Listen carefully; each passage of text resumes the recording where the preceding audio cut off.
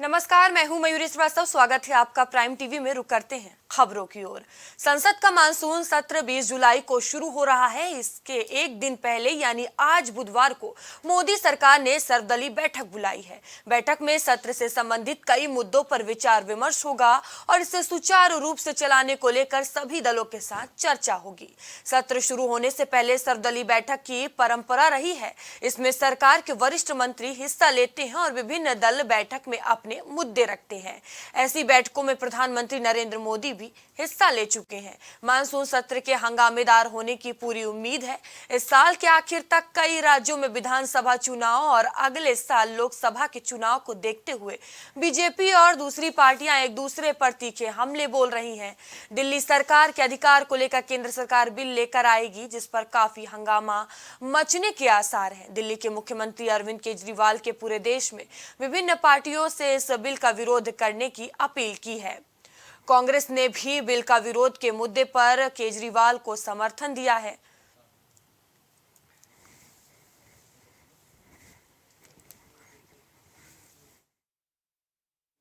और इस खबर पर अधिक जानकारी के साथ हमारे सहयोगी विवेक हमसे जुड़ चुके हैं।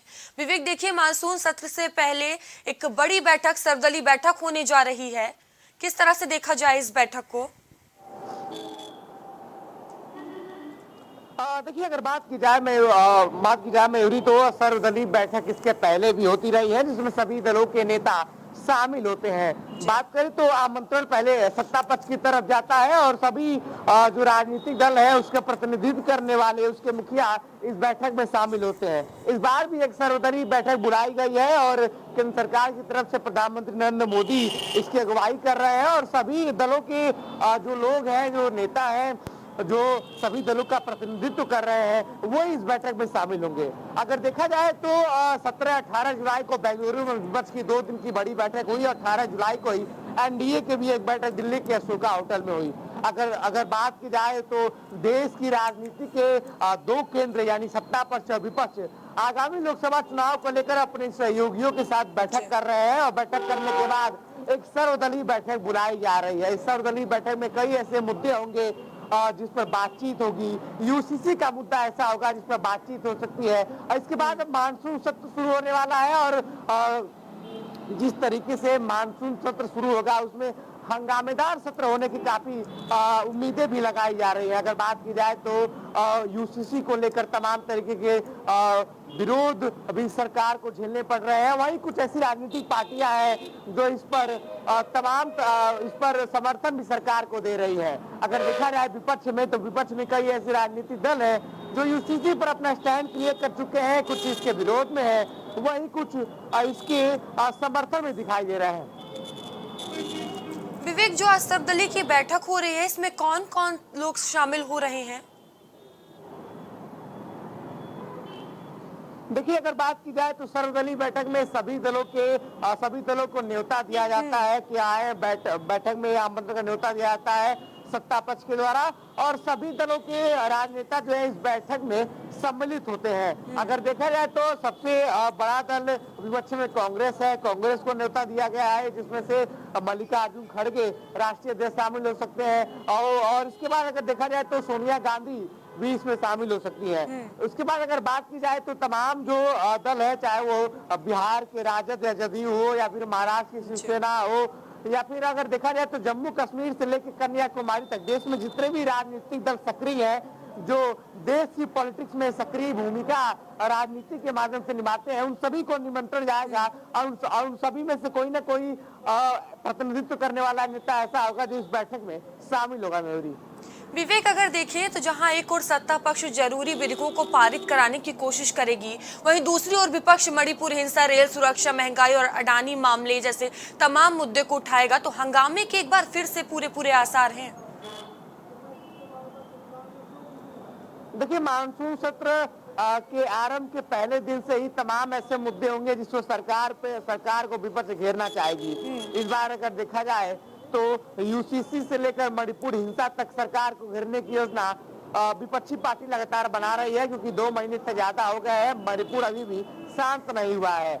जब देश का एक राज्य जल रहा होता है तो कहीं ना कहीं ये निश्चित तौर पर एक पॉलिटिशियन के रूप में एक जिम्मेदारी बनती है, या फिर एक देशवासी के रूप में एक जिम्मेदारी बनती है कि सरकार से कुछ सवाल किया जाए और इसके कुछ जवाब लिए जाए। तो इसकी उम्मीद भरपूर लगाई जा रही है कि विपक्ष मणिपुर हिंसा पे सरकार को संसद से लेकर सड़क तक घेरने का प्रयास करेगा। जो सर्वदलीय बैठक होगी इसमें भी ये मामला उठाया जाएगा। विवेक, देखा जाए तमाम मुद्दों को लेकर विपक्ष पूरी तरह से तैयार है सरकार को घेरने के लिए। सरकार कितनी तैयार है इन जो आरोप लगाए जाएंगे, तमाम मुद्दे उठाए जाएंगे, इसका जवाब देने के लिए? देखिए, सत्ता पक्ष और विपक्ष में अगर बात की जाए तो आरोप प्रत्यारोप का दौर चलता ही रहता है। ये किस्सा काफी पुराना है। सत्ता पक्ष के हर कार्य का, लगभग हर कार्य का विपक्ष विरोध करती रही है। उनकी नीतियों का विरोध करते हुए अपनी एक अलग विचारधारा से उस चीज को देखती रही है। अगर देखा जाए तो लगातार ये चीजें देखने को मिली है कि जब केंद्र सरकार में काबिज भारतीय जनता पार्टी की सरकार किसी मामले पे अपना कोई हल देती है तो तमाम विपक्षी पार्टियां उसका विरोध करना शुरू कर देती हैं। इस हिसाब से देखा जाए तो मानसून सत्र के आरंभ से ही ये सत्र काफी हंगामेदार होने वाला है। कई ऐसे मुद्दे हैं जिसमें विपक्ष सरकार को घेरने की कोशिश कर रही है। वहीं सरकार भी अपने डिफेंड में तैयार दिखाई दे रही है। मणिपुर में गृह मंत्री का दौरा हुआ, RSG डोभाल का दौरा हुआ, वहां पे कई बार शांति बहाली की प्रक्रिया देखी गई। पहले से काफी चीजों में सुधार आया, लेकिन पूरी तरीके से मणिपुर के लोगों को राहत मिलती नहीं देखी जा रही है। ये सबसे बड़ा सवाल होगा संसद सत्र में, मानसून सत्र में, और जो सर्वदलीय बैठक होगी इस सवाल से विपक्ष इस सवाल से कहीं ना कहीं सत्ता पक्ष को रूबरू होना पड़ेगा और जवाब देना पड़ेगा कि आखिर क्या ऐसी वजह है कि 2 महीने से ज्यादा होने पर ही मणिपुर में हिंसा शांत नहीं हो पाई। तमाम और भी ऐसे मुद्दे हैं जिस पर सरकार को घेरने का कार्य जो है विपक्षी पार्टी करेगी, लेकिन सबसे बड़ा मुद्दा मणिपुर की हिंसा होगी। इसके अलावा भी कई ऐसे मुद्दे हैं जिस पर सरकार अपने आप को डिफेंड करने का प्रयास करेगी। जी धन्यवाद विवेक, हमसे जुड़ने के लिए और तमाम जानकारियों के लिए।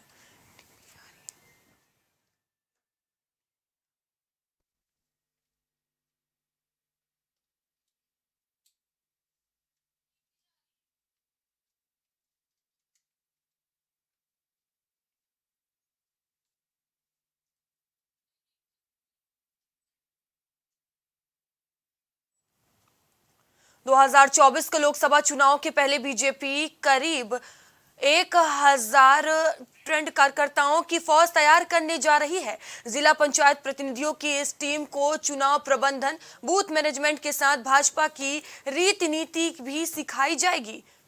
इन ट्रेंड कार्यकर्ताओं को गांवों और कस्बों में चुनाव का जिम्मा सौंपा जाएगा। बीजेपी के प्रदेश अध्यक्ष भूपेंद्र चौधरी, संगठन महामंत्री धर्मपाल सिंह ने मंगलवार को प्रदेश भर के पंचायत और शहरी निकायों के प्रतिनिधियों से वर्चुअली बात की। बैठक में बीजेपी के प्रदेश महामंत्री राम प्रताप सिंह भी मौजूद रहे। बता दें कि जल्दी भाजपा के सभी 6 क्षेत्रों में अलग अलग 7 कैंप लगाए जाएंगे। ये कैंप अलग अलग तारीखों को अवध, गोरक्ष, काशी और पश्चिम क्षेत्र में लगेंगे। बता दें, लोकसभा की लड़ाई को देखते हुए भारतीय जनता पार्टी कोई भी कसर नहीं छोड़ रही है। इस खबर पर हमारे सहयोगी विवेक हमसे जुड़ चुके हैं। विवेक, देखिए, बीजेपी लगातार चुनाव को देखते हुए कोई भी कसर नहीं छोड़ रही है। लोकसभा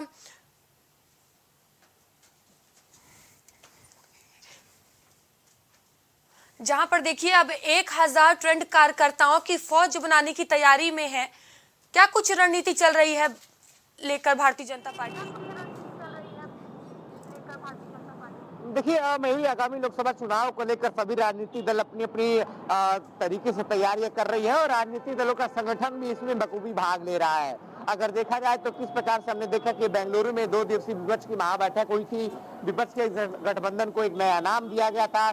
इसके जवाब में एनडीए ने भी 38 दलों को साथ लाकर अपनी एक बैठक दिल्ली के अशोका होटल में शाम 4 बजे से शुरू की थी और आगामी लोकसभा चुनाव के मुद्दे पर चर्चाएं जो है वो पक्ष विपक्ष अपने हिसाब से कर रहा है। लेकिन देखा जाए तो भारतीय जनता पार्टी एक चुनावी मोड में रहने वाली पार्टी जानी जाती है और भारतीय जनता पार्टी का संगठन लगातार एक्टिव नजर आता है। चुनाव के सिलसिले में भारतीय जनता पार्टी का संगठन एक अलग लेवल पे कार्य करता है, जिसका फायदा हर चुनाव में बीजेपी को मिलता हुआ दिखाई देता है। इस बार 1000 ट्रेंड कार्यकर्ताओं की फौज भारतीय जनता पार्टी तैयार करने जा रही है, जो आगामी लोकसभा चुनाव में गांव और कस्बों में अपनी मेहनत से संगठन का काम करेंगे और भारतीय जनता पार्टी को चुनाव में कहीं ना कहीं फायदा पहुंचाने का काम करेंगे। अगर देखा जाए तो इन 1000 ट्रेंड कार्यकर्ताओं यानी जो बीजेपी के ट्रेंड कार्यकर्ताओं की फौज है वो गांव और कस्बों में जाएगी और भारतीय जनता पार्टी के लिए प्रचार प्रसार करेगी, भारतीय जनता पार्टी के विचारधारा से वोटर्स को जोड़ेगी और भारतीय जनता पार्टी के लिए वोट की अपील करेगी। तमाम ऐसी चीजें अगर देखी जाए तो ये जो 1000 ट्रेंड कार्यकर्ता है उनको भारतीय जनता पार्टी की रीति रिवाज भी सिखाई जाएगी और इसके बाद उनको गांव कस्बों और कई ऐसे इलाकों में विचरण करने के लिए भेजा जाएगा जहां भारतीय जनता पार्टी अपने वोट बैंक को साधने का काम कर रही है। वहां ये ट्रेंड कार्यकर्ता भारतीय जनता पार्टी के लिए प्रचार प्रसार करेंगे और उनकी रीतियां सीखते हुए भारतीय जनता पार्टी की विचारधारा से वोटर्स को जोड़ेंगे, सरकार के कार्यकालों का बखान करेंगे और तमाम ऐसी चीजें करेंगे जिससे भारतीय जनता पार्टी के प्रति आम जो वोटर्स है वो आकर्षित हो सके। विवेक, जानकारी सामने आ रही है कि जल्दी भाजपा के सभी 6 क्षेत्रों में अलग अलग 7 कैंप लगाए जाएंगे। कहां-कहां ये कैंप लगाए जाएंगे? देखिए अगर बात की जाए तो काशी, अवध, गोरख क्षेत्र जैसे तमाम ऐसे क्षेत्र हैं जहां पे कैंप लगाए जाएंगे और इन कैंपियों के माध्यम से अगर देखा जाए तो पश्चिम में भी पश्चिम क्षेत्र में भी ये कैंप लगाए जाएंगे, अलग अलग जगहों पे ये कैंप लगाए जाएंगे। अगर देखा जाए तो अगर बात करें तो आदिवासी इलाकों में भी कैंप लगाकर उन इलाकों को जो आदिवासी इलाका है, जो दलित एरिया है, उन बस्तियों में भी कैंप लगाकर पार्टी के विचारधारा से उन्हें जोड़ने का काम करेंगे। इसके अलावा जो ये जो 1000 ट्रेंड कार्यकर्ताओं की फौज है वो अलग अलग कस्बों और गांव में जाएगी और भारतीय जनता पार्टी से के कार्यकर्ता जो है वो वोटर से सीधे संवाद करेंगे और पिछले 9 से 10 साल का जो कार्यकाल रहा है भारतीय जनता पार्टी का केंद्र में उस कार्यकाल का बखान करेंगे और जितनी भी योजनाएं कल्याणकारी योजनाएं चलाई जाती है जिसका फायदा गरीब तबके को होता है उस योजना के बारे में बताएंगे और ये सुनिश्चित करेंगे कि इन परिवारों का, इन गांव कस्बों के गरीब तबके का वोट जो है वो भारतीय जनता पार्टी को आगामी लोकसभा चुनाव में जाए। जी धन्यवाद विवेक, हमसे जुड़ने के लिए तमाम जानकारियों के लिए।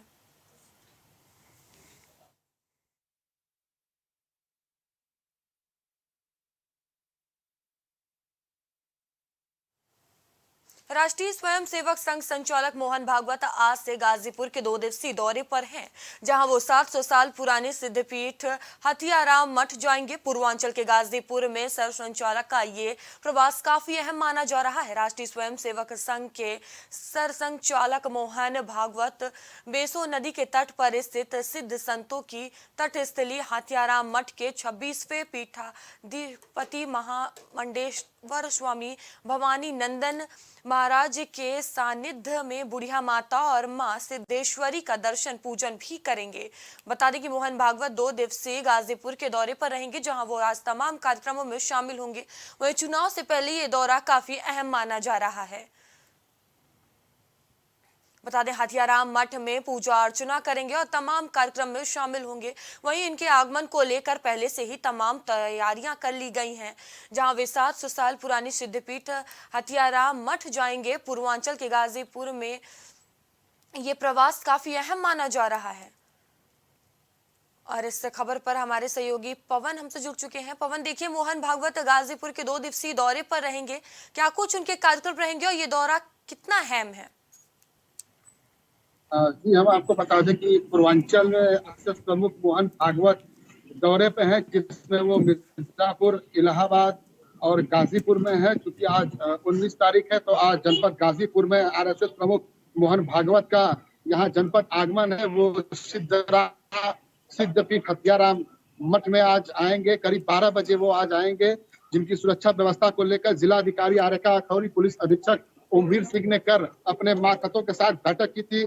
सुरक्षा बंदोबस्त के काफी जबरदस्त इंतजाम किए गए हैं और हथियाराम पीठ के महंत ने बताया है कि भवानी नंदन यति ने बताया कि आरएसएस प्रमुख मोहन भागवत आज हथियाराम पीठ में आएंगे और वो साधु संतों से वार्तालाप करेंगे और कुछ आध्यात्मिक सभाएं करेंगे। पवन, जिस तरह अभी आपने बताया कि गाजीपुर आ रहे हैं और तमाम कार्यक्रम में शामिल होंगे, और कौन मौजूद रहेगा मोहन भागवत के साथ? जी, हम आपको बता दें कि आरएसएस प्रमुख मोहन भागवत के साथ आरएसएस के कई पदाधिकारी, जो बड़े स्तर के पदाधिकारी हैं, वो भी शामिल होंगे। और हम आपको अभी भी बताते चले कि जम्मू कश्मीर के एलजी मनोज सिन्हा के पुत्र अभिनव सिन्हा भी अब से कुछ ही देर में यहाँ पे पहुंचे हैं। तो संभवतः भाजपा के कुछ बड़े नेता भी आने की संभावना है। पवन, तैयारियां आगमन को लेकर पहले ही की जा रही थी, उनके भव्य स्वागत को लेकर, तो अभी किस तरह की तैयारी देखने को मिल रही है? जी, हम आपको बताते चले कि मोहन भागवत का जैसे ही प्रोटोकॉल लगा, करीब 48 घंटे पहले ही शासन और प्रशासन हरकत में आया, क्योंकि मोहन भागवत आरएसएस के प्रमुख हैं और जिस तरीके से उनकी सुरक्षा व्यवस्था की गई है, जहां से वो एंट्री करेंगे, बनारस बॉर्डर से लेके हथियाराम मठ तक हर जगह जत्ती चौराहे चौराहे पर पुलिस प्रशासन की काफी जबरदस्त व्यवस्था की गई है। जी धन्यवाद पवन, हमसे जुड़ने के लिए और तमाम जानकारियों के लिए।